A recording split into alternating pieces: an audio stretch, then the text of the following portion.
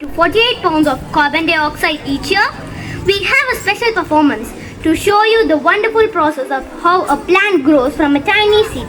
We started with our journey through the life of a plant. Good morning everyone. Today we are going to take you on an incredible journey through the life cycle of a plant. So let's begin with our friend, the seed.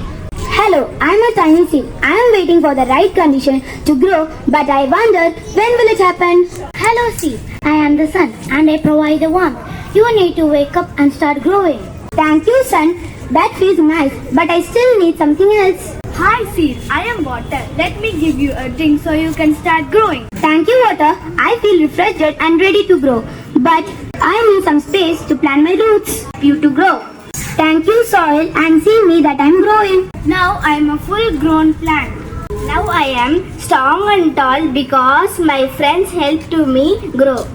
So, the life cycle of plant begins with a seed, seeds growing into sprouts, sprouts growing into flowers, flowers to fruits, fruits making a new seed. Thank you.